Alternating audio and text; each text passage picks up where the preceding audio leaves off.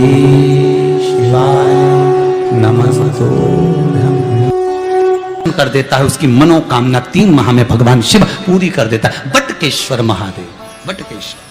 घर में क्लेश हो रहा हो, विवाद हो रहा हो, लड़ाइयां हो रही हो, झगड़ा हो रहा हो, एक काली मिर्ची, एक लौंग, शिव पुराण कह रही है, चढ़ाओ। शमी पत्र चढ़ाओ, बेलपत्र चढ़ाओ, काली तिल हो तो काली तिल, जो आप चढ़ाते हो, जहां जहां जैसा जैसा विधान है, जो जो क्रम बताया है वैसा वैसा करो। पर निवेदन है, चढ़ाने के बाद उतारो भी, चढ़ाने के बाद उतारो भी। उसको एक पात्र में रख दो। पूरा की पूरा मत चढ़ाओ, थोड़ी सी काली तिली चढ़ा दी, ज्यादा लेकर आए हो तो एक और रख दो। पंडित जी से कह दो ये रखा है, मूंग ज्यादा नहीं, थोड़ा सा चढ़ाया, ये महाराज जी रखा। अब तुमने तो उंडे ले जाए, वो दूसरी आए, पानी उंडेल के चले जाने, मैं चिपक गई वो काली तिल्ली पूरी ऐसी। अब भगवान भी सोचे, बताओ। जब 84 महादेव की यात्रा करी थी, जो लोग हमारे साथ में गए थे 84 महादेव करने के लिए 2-1 साल पहले, तो उस समय पर सबको मालूम होगा कि मंदिर के अंदर हमने प्रवेश नहीं दिया। जिस महादेव पे जो चीज चढ़ना थी उसके लिए एक बर्तन रख दिया, पात्र रख दिया, और उसमें आप चढ़ा दो, और वो पात्र शिव जी को छुआ दो, शंकर को। जिन्होंने 84 महादेव हमारे साथ करे थे, हाँ, उनको ज्ञात होगा। वस्तु चढ़ाई जरूर है, पर शंकर को समर्पित जरूर करिए। तो फिर निवेदन करेंगे, आप जाओ मंदिर में, पर मंदिर में जाते समय इतना भान जरूर रखना कि हम कुछ चंदन लगाएं, अगरबत्ती लगाएं, दिया लगाएं, धूप बत्ती लगाएं, ना लगाएं, पर शंकर के मंदिर में सफाई होना जरूरी है, शिव के मंदिर में साफ होना जरूरी है। उसका कारण क्या है? क्योंकि भगवान विष्णु के मंदिर में कीचड़ नहीं हो सकता, क्योंकि वहां तो पहले से ही पोछा लगा, वहां कौन सा पानी रोज का चढ़ रहा है? राम जी के मंदिर में कौन सा रोज का पानी चढ़ रहा है? भगवान सांवरिया सेठ के मंदिर में कौन सा रोज का पानी चढ़ रहा है? जितने भगवान के मंदिर जाओगे, भवानी आदि, वहां कौन सा रोज पानी? पर शंकर जी को तो रोज गंगा का जल चाहिए, बिना जल के तो रहते ही नहीं। तो किसी ने पूछा, आखिर शंकर जी को ये रोज पानी चढ़ाने का विधान क्या वर्णन करता है? तो शिव महापुराण की कथा में विद्येश्वर संहिता में लिखा, लिंग महापुराण के अंतर्गत वर्णन करा, और साथ में स्कंद पुराण में कहा गया कि शंकर को तृप्ति का भान कराता है जल।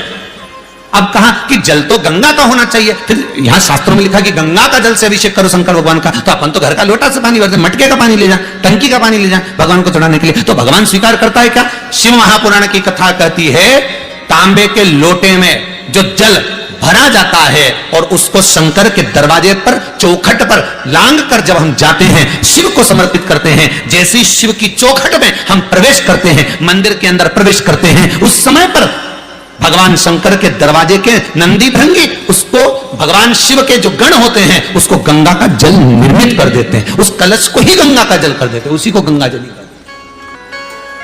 शिव जी का नाम बटकेश्वर महादेव हो गया। ये वो बटकेश्वर महादेव हैं। अदालत में केस चल रहा हो, कहीं कोई समस्या अड़ गई हो, तो दही का शिवलिंग का निर्माण बड़ के पेड़ के नीचे कर कर, जो पूजन कर कर उसका विसर्जन कर देता है, उसकी मनोकामना 3 माह में भगवान शिव पूरी कर देता है। बटकेश्वर महादेव, बटकेश्वर। घर में क्लेश हो रहा हो, विवाद हो रहा हो, लड़ाइयां हो रही हो, झगड़ा हो रहा हो, एक काली मिर्ची, एक लौंग, शंकर भगवान को स्पर्श कराकर बड़ के पेड़ के नीचे बटकेश्वर महादेव के नाम से डाल दीजिए, 15 मिनट में शांति हो जाए। कितने ही पति पत्नी में झगड़ा हो रही हो, और पत्नी कितनी भी रूठ के चली गई, मनाने आ जाएगा बोले, तुम तो बस एक काली मिर्ची लौंग डाल। बटकेश्वर महादेव।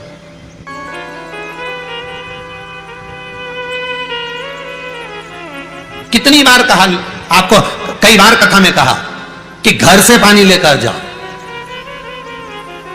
पर मंदिर के अंदर नल लगा है, वही बाल्टी रखी है, नल चालू करा, बाल्टी में से भरा, शंकर जी को चढ़ाया। अब यहां शिव पुराण क्या करे कि चौखट में से जब आप जल लेकर प्रवेश करोगे तो वो गंगा का जल बन जाएगा। अब देखिए जरा संवाद, शिव महापुराण का चरित्र स्मरण करिए। चौखट में से, शंकर के दरवाजे की चौखट में जब आप प्रवेश करें, भरा हुआ पात्र लेकर, जल लेकर जब जाएं, तो वो गंगा का जल बन गया। शंकर उसको आनंद से स्वीकार करता है। मेरा ओ घरदानी, मेरा शंभो, उसको आनंद में स्वीकार करते हैं। अब मैं यहां शंकर जी, वहां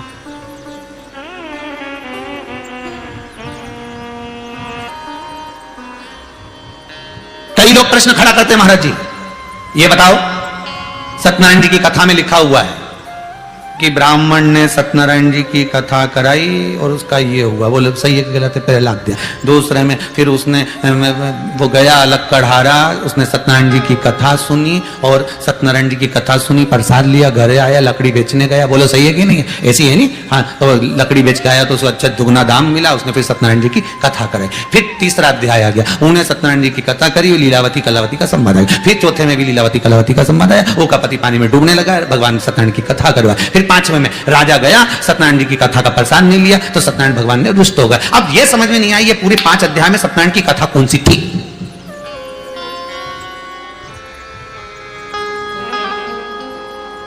पूरे 5 अध्याय में कहा उन्होंने सत्यनारायण की कथा करवाई, तो कथा कौन सी थी।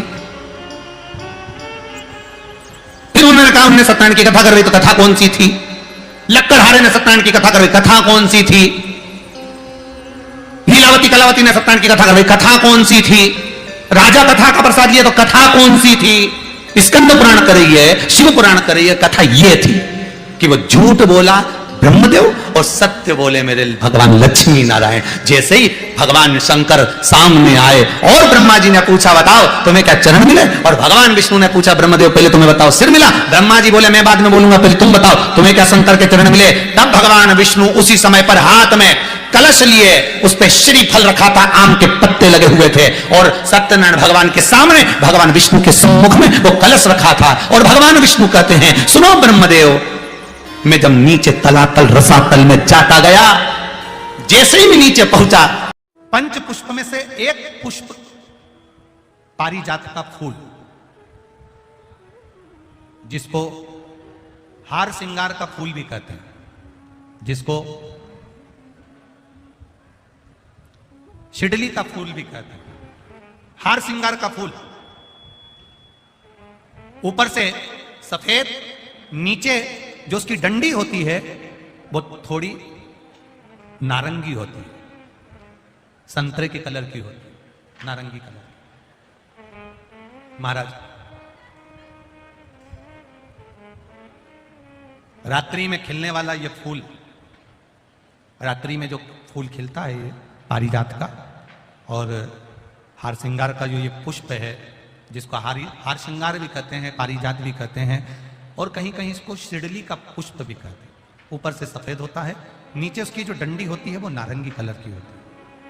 शिव महापुराण का चरित्र करा, जिस समय पर संतान की प्राप्ति नहीं होती या किसी कारणवश, किसी कारण से हमारे यहां वंश की वृद्धि नहीं होती, तब देवाधिदेव महादेव की आराधना पारिजात के फूल से करी जाती है। अब उस पुष्प को चढ़ाने का एक तरीका है, जरा ध्यान दीजिएगा। पंच पुष्प शिव महापुराण की कथा आप लोग सुनने के लिए बैठे हो, बड़ी आस लगाकर बैठे हो, उसको समझिए। पारिजात का जो फूल शिव जी को चढ़ता है, भगवान देवाधिदेव महादेव को चढ़ता है, जैसे ये शिवलिंग है, मान लो ये शंकर भगवान का शिवलिंग है, ये जलाधारी है, ये जल नीचे गिरने का स्थान। आप लोगों ने पहले कथा सुनी है ना सबने, आपको सबको मालूम होगा, राइट में गणेश जी का स्थान, लेफ्ट में कार्तिकेय का स्थान।